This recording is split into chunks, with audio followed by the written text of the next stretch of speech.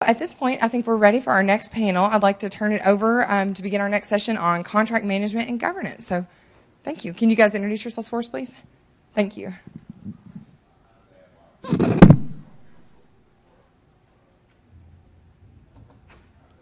General Counsel for the Department of General Services. And I am still Kevin Powell, Director of Facilities. Facility dude, as I'm lovingly known as. Thank you. In this hour, we're going to talk about where the rubber meets the road. Whenever you outsource a contract, its success or failure, as was pointed out yesterday, depends primarily on contract management. Contract governance is kind of the oversight of the contract management. If we're going to kind of get into the structure we use, the greater responsibility that you are passing out to an outside entity, the greater oversight a state needs to have in making sure it's getting what it's supposed to be getting. Governance, we'll go through a couple of definitions here. Governance, the general concept of it, the collective acts of controlling, directing, guiding, influencing, and standardizing the conduct, actions, and solutions associated with the discipline known as contract management. And as most of you know, contract management as an activity is the process of managing contracts, deliverables, deadlines, and contract terms and conditions while ensuring customer satisfaction. Public agencies and private companies know that the purchasing process does not end when the contract is awarded. That is where we made mistakes many, many times over a lot of years. Effective post-award contract management is essential to the seamless acceptance of supplies and services. Contract management impacts many areas within an organization and can significantly influence its budget, operations, customer service, and public image.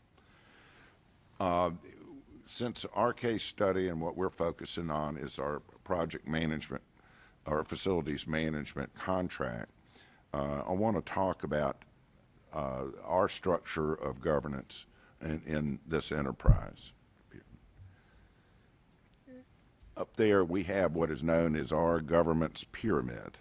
You see at the bottom there's operational, and that's day-to-day operational contract management and oversight. There is a monthly management steering committee, which is made up of representatives of both the department and the contractor. From the department, we have our energy representative, our chief financial officer, and our state contract manager, Mr. Powell. And with our contractor, JLL, we have their contract alliance director, their senior facility managers, their finance manager, and their procurement director. And those parties get together on a monthly basis and review the metrics and the figures of how well the key performance indicators, how well they have been met, how well they've been achieved. We're going to get into those particular KPIs as we get on into this presentation. And also if our service level agreements, which we've set, have been met. From there, they review the monthly financial and operational reports. Our fiscal office crunches those numbers and reviews those. We look at energy consumption, financial variance and trend analyses, and minority spend analyses.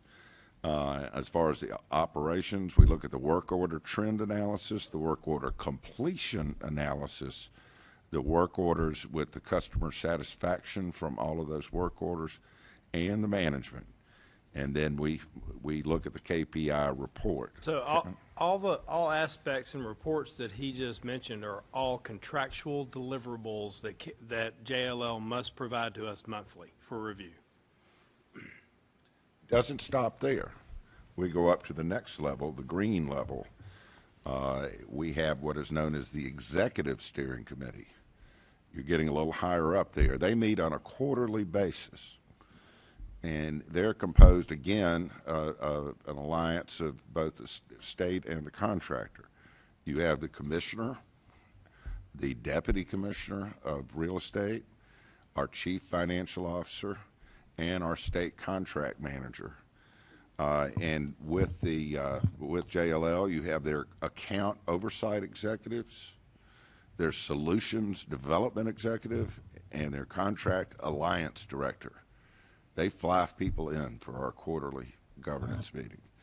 And what we do is we review the previous 3 monthly reports combined. We look at the trends. We look at the KPIs.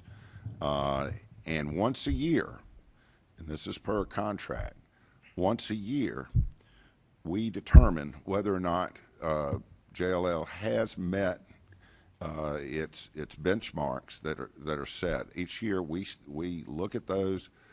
We see how well they have performed against those. Now, here's the key. Here's the critical key. 50% of JLL's management fee is at risk. And whether they get paid any or all or none of that 50% depends on their performance in meeting their benchmarks and meeting those KPIs, and how well they do and how they grade out.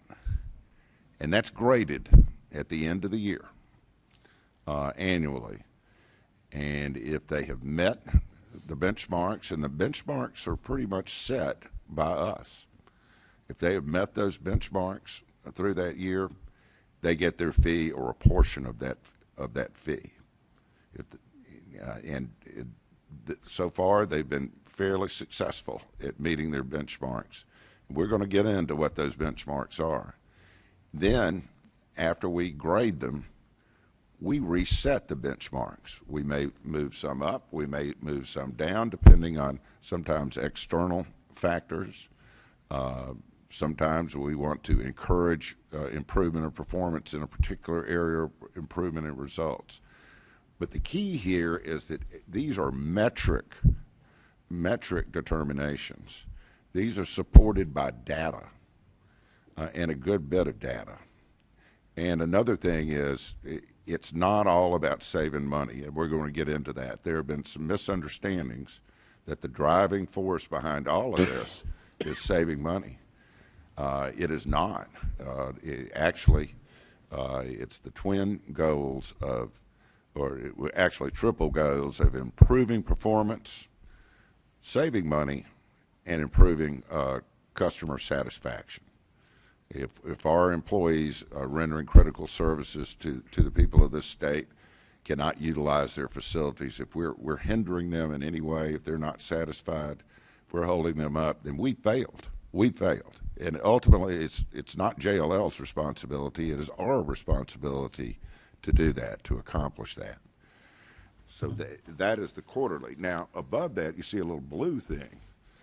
And that is because we have a departmental steering committee, a contract governance made up of key leaders from across all areas of our department, utilizing the expertise from all areas of our department. We have identified anywhere from 6 to 10 contracts at any given time that need enhanced oversight or governance, meaning there's governance over governance. And we assign a team, again, made up of a diverse team, drawing from expertise across the department, and assign those to look over each one of those contracts. That way we ensure objectivity, we enhance the public trust, assure greater trust by the public in the activity. We draw from our resources and expertise in our fiscal office, our internal audit office, our legal office, from other program areas. people who are not uptight and cozy all the time with the contractor, people who could be very objective and rather cold-blooded sometimes in their assessment. And our major goals are we give close scrutiny to any suggested amendments, purchases, or additions. Anytime the contractor suggests any sort of change to the program, an enhancement, or tells us this would be good for us to buy, or this amendment would be good for us if we do this, we put it through a review by those people outside the program to determine that it's the real thing and that it would make sense to do it. And so that has worked very, very well. Those teams, individual contract teams, meet pretty much monthly, and we meet quarterly or more often on our overall department governance thing and have reports given by every team member. So we've got different levels of governance. We started this with JLL, and they helped bring it to us. These are best practices, but our advice is don't turn over major responsibilities to an outside company, any major responsibilities, without having a formal governance system and contract management system in place. Now, as far as getting into the actual nuts and bolts of our KPIs and our operational contract management, I'm turning it over to Mr. Powell. I think I'm gonna faint. That went a lot quicker than I thought it would for you. So, as I've told y'all, I'm the contract administrator for this contract. Even though there are two steering committees, the executive and the management, I am the only person that oversees the day-to-day operation of this contract. I'm the only state person that oversees that. So therefore, I'm not exactly bored. I have plenty to do. But the only way, I personally think the only way this is possible with such a minimal amount of staff, is, to me, there's two major things. One, the vendor is embedded with us. On the 24th floor where you toured last night, one of those desks, and I hope John didn't point out which one was mine, it was the cluttered one. Right behind that, Tom Foster sits. We sit right behind each other. We collaborate constantly. If I need something, I turn around and talk to him. He talks to me. That is key. You can't take care of things on an immediate basis if you have to make a phone call, if you have to go find them, if they're not readily available. That is an important thing. The second, in my opinion, is if you have your KPIs set up properly. The KPIs, if you'll, and I'll get into those in the next session deeper in detail, the KPIs are generally set up to support the governor's goals. Best possible service at lowest possible price. 50% financial, part of it performance, part of it customer service. That supports his goal. And they're incentivized by half of their fees at risk, as Thad mentioned. Right. So the way all this happens is on the back half of the fiscal year, the third or fourth quarter meeting, the executive steering committee will during their meeting will talk about up to this point what the contract has done, if that's the absolute proper direction to continue, or if we need to turn one way or the other. According to the outcome of that meeting, JLL, Tom and I will start discussing how we think the KPIs should be amended, how they should change. Should we raise the customer service line? Should it stay the same, et cetera? They will make a recommendation to me. I will take those to the management steering committee, the monthly meeting. We will discuss that, and when we come to an agreement amongst that committee, then I will take that back to Tom, and if he agrees, then I will draft that in an MOU, Memorandum of Understanding, and take it to John Hull for execution. That's how we amend our the MOUs year to year. The first KPI was done by actual contractual amendment. And since it's already in the books as KPIs, the fact that we're changing the metrics, we're not changing the metrics, we're changing the percentage of the deliverable for the metrics. Since those is all that's changing, we can do it by MOU. We don't have to do a full signature amendment. So that's how we get the KPIs set for the following year. The vendor's part in all this is they're contractually bound to provide certain reports, as Thad talked about, in a monthly report. Those are reviewed, and we discuss it with the management steering committee. Questions are asked. We if things need to be changed, they change it, and then they, of course, have to meet their goals. As I mentioned yesterday, and I apologize, I thought I'd put this in as a slide, but they're judged basically according to their SLAs. Their SLAs are broken into 4 categories, priority categories: emergency, urgent, normal, and routine. Emergency, they have to respond within 60 minutes and resolve it within 4 hours. Urgent, which is a hot, cold call, it's hot or cold, etc.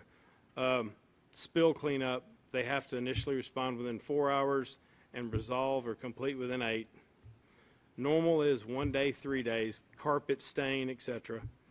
Routine, which is I need a picture hung, I need something like that. That is 3 days and 7 days. That's the basis that we judge their on-time completion in their reporting, as well as the customer surveys when they're sent out by the or when they're filled out by the tenants. That's what they judge them on as well. So that is the basis of how contractually we handle this contract.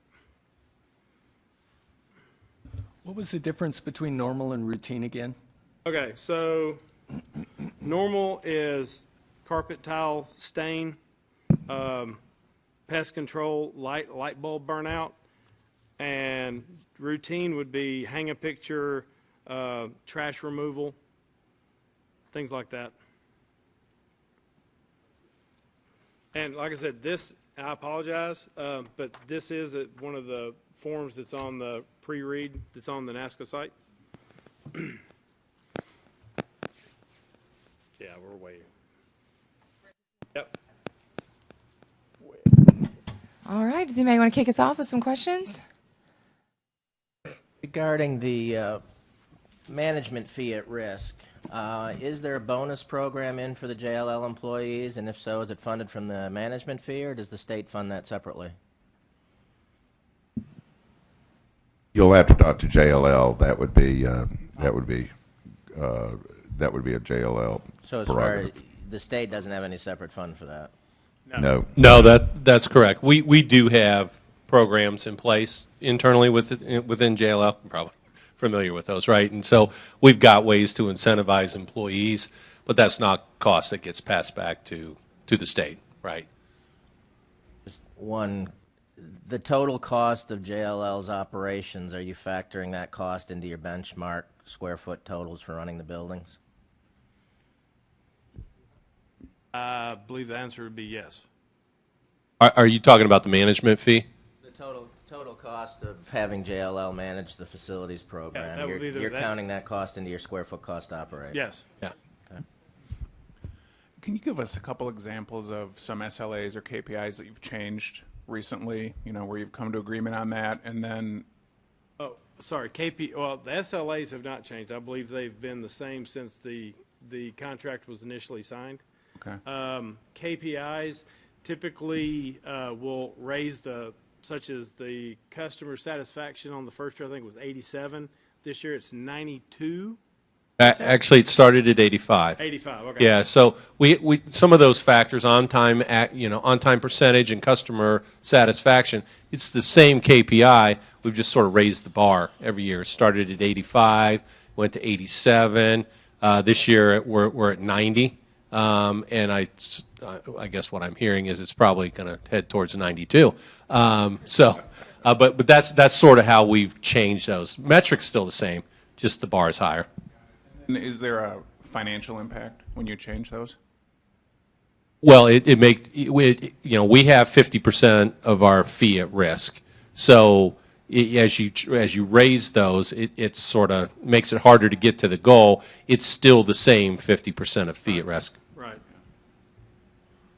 So I'm curious, and maybe this kind of comes before governance and when this was originally being set up, but you said, the governor's I guess mandate was the best possible service at the lowest possible cost, but that's kind of two sides of the same lever, right? And so you could get it a lot cheaper if you wanted your service not to be that good, or it could be, amazing service for a lot more money. How did you strike that balance? Who made the decision in the beginning to say, hey, we're willing to pay a little bit more for this service and that one we don't care about?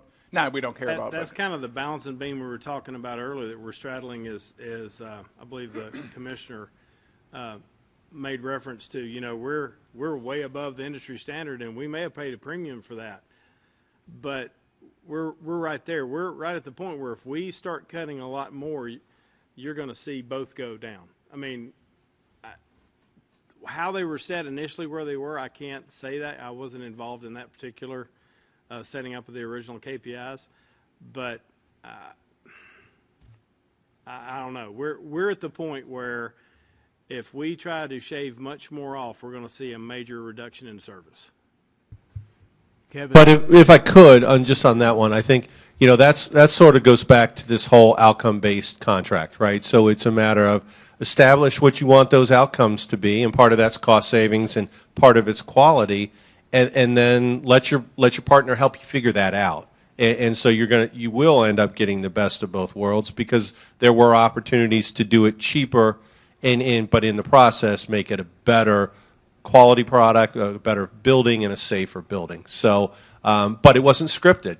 We don't get direction that says you have to do these things this way. That's not how Kevin and I's relationship work. It's very much, make sure there's communication and we're headed towards the right goal. And there are certain approvals along the way as required, but there isn't a script that says you have to do it this way. And I think that's the key. That's how you get both sides of it.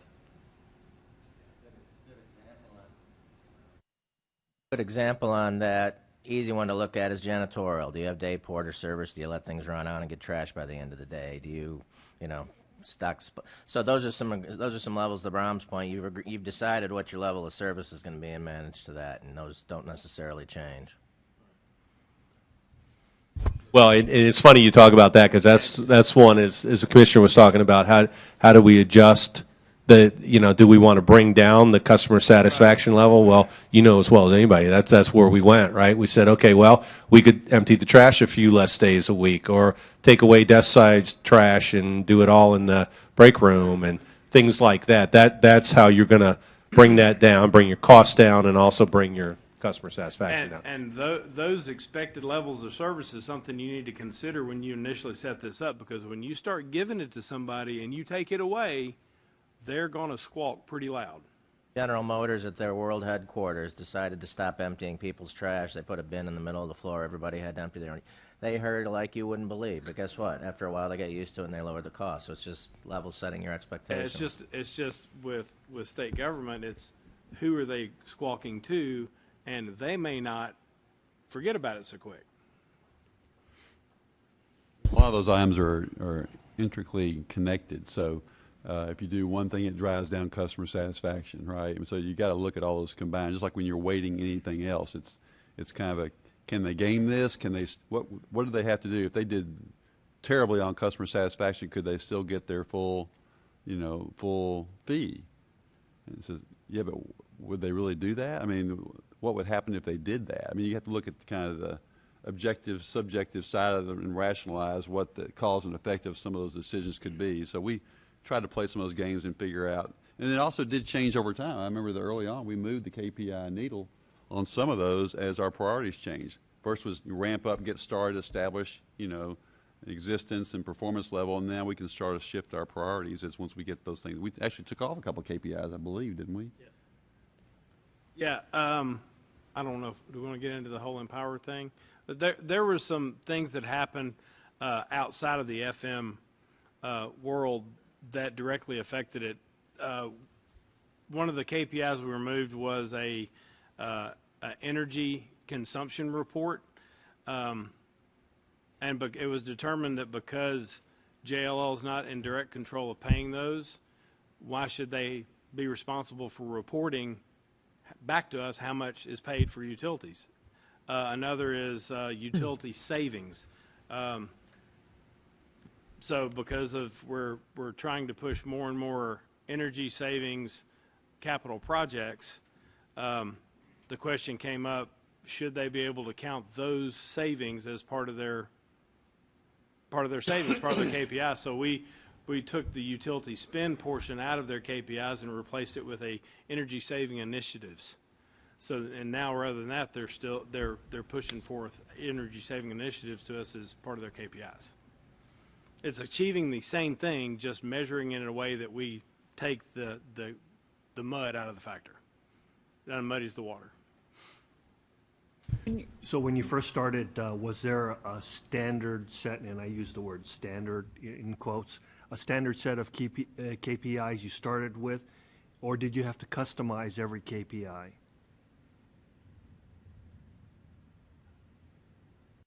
I would imagine that JLL probably had a lot of influence on that. Those were excuse me. Those were negotiated during the early days of the contract. Some are fairly standard, and some were more unique to state government. We obviously have some higher SLAs for some of our more sensitive buildings, such as the state capitol and the state legislature and certain buildings like that. But if you think about it,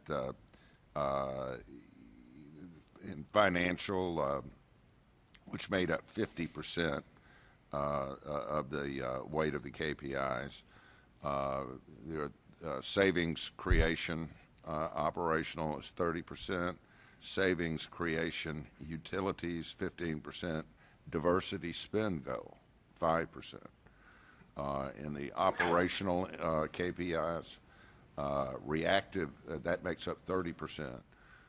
Reactive maintenance completion is 12.5%. Preventative maintenance completion, 12.5%.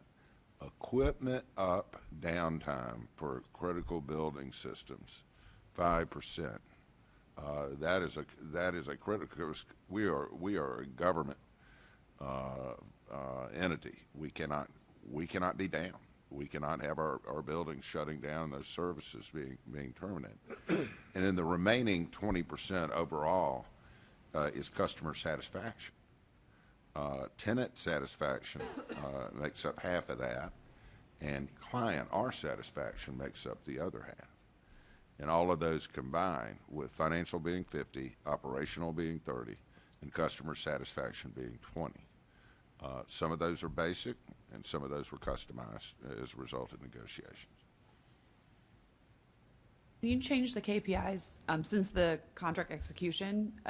Is that unilateral on the state's side, or do you have to negotiate it every time you're changing the KPI? Well, let's say I would say theoretically it's negotiated, and however, if we feel strongly that there needs to be a shift and a change, we haven't had any difficulty in getting those. As long as we know that there's a balancing act that has to be done, you can hurt your abilities and your returns and some of the others if you go too heavy on another.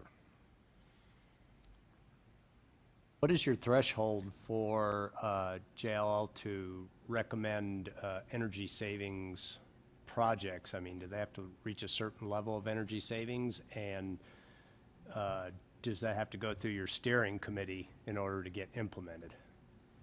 So, because this was the fourth year of this contract, all the low-hanging fruit had been gobbled up. So the initiatives are based on a $1,000 minimum.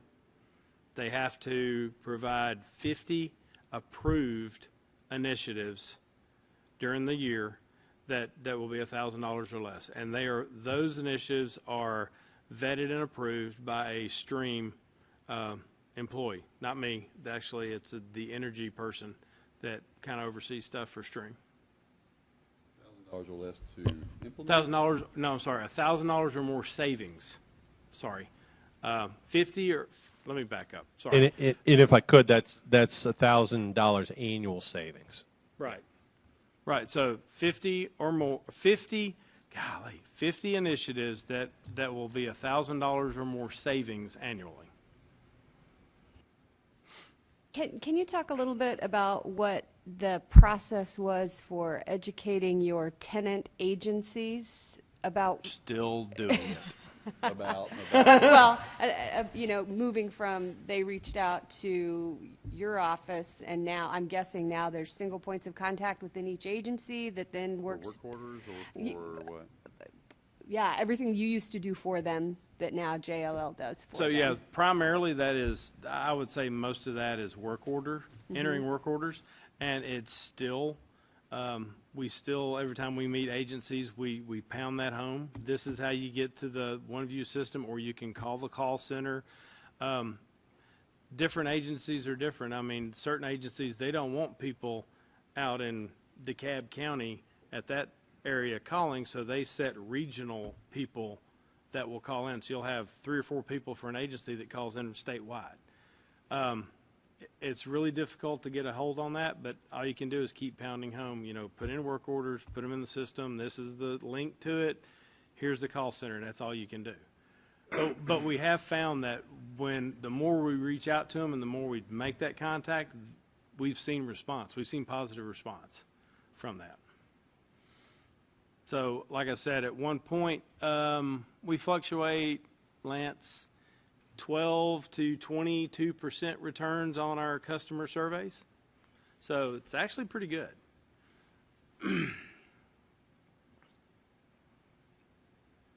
Was that you go to each agency and visit with them, or do you have tenant meetings? What we've done is usually agencies will have their own facilities teams or people, and we in the last 6 months have started having meetings. We'll pull all the FMs in, and we'll meet with those. We'll invite 4 or 5 different agencies and pull them in and say, what do you want to know? What can we help you with? Here's the link. Here's what we need to do. If you need to know something, let us know. And that's what they've responded to. Is they've actually responded pretty positive that they enjoy that time that we spend to try to explain things to them. But yeah, we'll pull them in and show them what's going on. Is your ongoing contract with JLL, is it going to evolve into more of a green side as far as recycling and or LEED certifications? We certainly have that capability. Recycling has not been a priority that ended up in our KPI structure. We would be open to that and would certainly be willing to talk about what the right outcomes would be around that. We do help with a recycling program right now, so there is an initiative that we started at what we call the 14 main buildings here around Nashville, and we're tracking it. We report on it, so the state has an idea of what's going on there. We think it could be bigger, but it would take sort of a broader initiative than what we've done so far. So absolutely, as we move forward, that's one of do the priorities change over time and that becomes a bigger focus?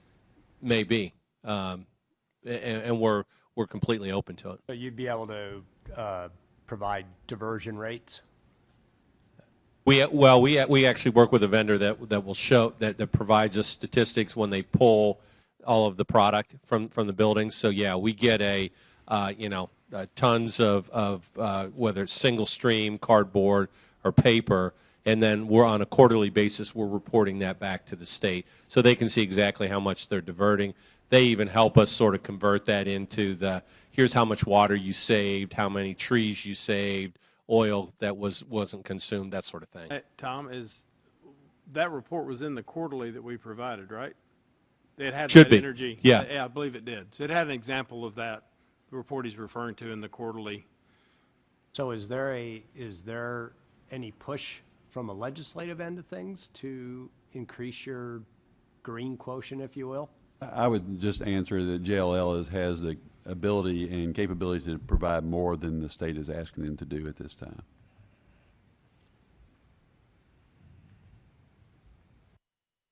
Going back to your question about educating agencies or the tenants of the buildings, you might have said this, but do you have any kind of real-time dashboards up so they can see how things are going on the various KPIs and metrics?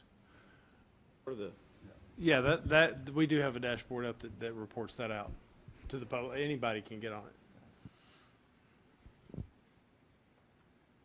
Hey, Mike, could you talk about the governance structure for the second procurement, how it compares or a little different than the pyramid that Thad went over?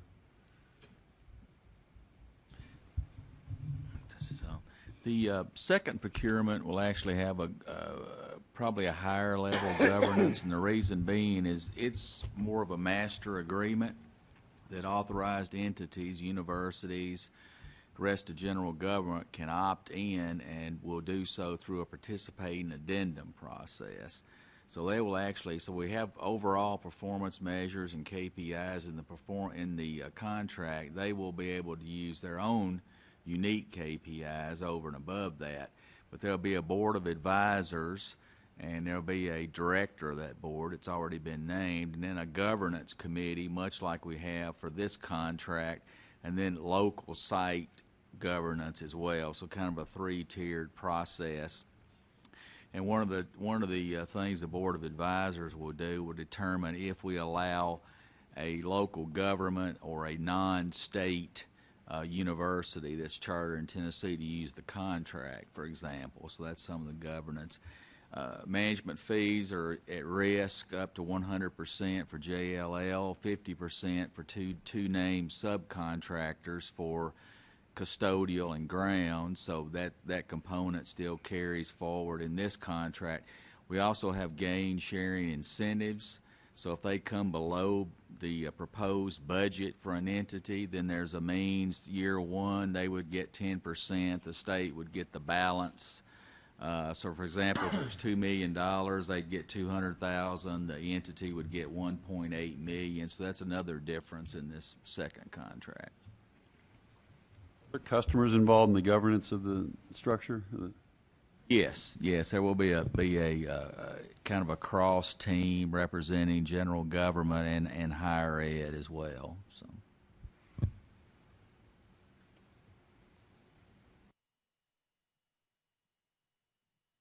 One of the other things that comes to mind, I forgot if it was Thad or Kevin mentioned it, but our highest priority is basically to keep the state in operation. So you talk about deferred maintenance, that's putting that at risk, and that's why he said it really is on us if that doesn't happen. So we have an obligation to get the money appropriated and to best serve our customers, be sure that we keep the state in operation. In the day, if the state's not in operation, it would never make a difference what we're doing. We're not succeeding. So the legislature can relate to that, of course. That's our highest priority. Just a quick question. When you guys were developing the governance model to begin with, who'd you consult with and bring in to develop it, or was it something that you all had in mind initially and grew based on the change in approach?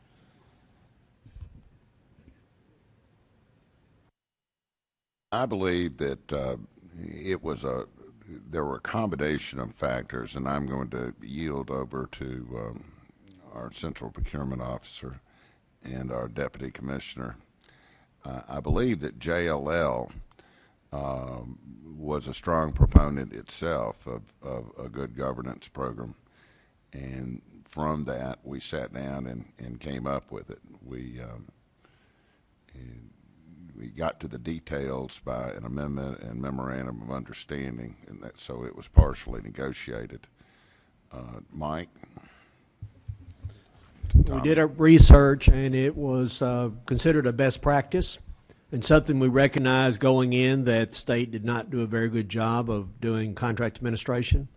This was a highly visible contract that we wanted to be successful, so we were going to make sure that we had the proper oversight in place to ensure a successful mission.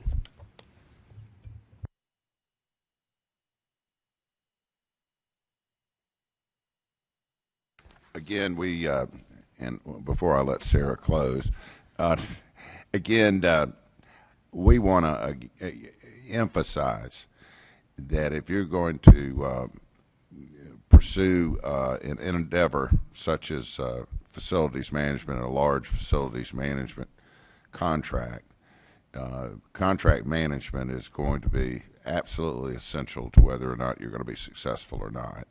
And you can't just pay lip service to it. It's got to be part of the structure, and you need to put some of the management fee, at risk. That gives you appropriate and reasonable leverage to get the results that you need and that you want in your contract. More questions?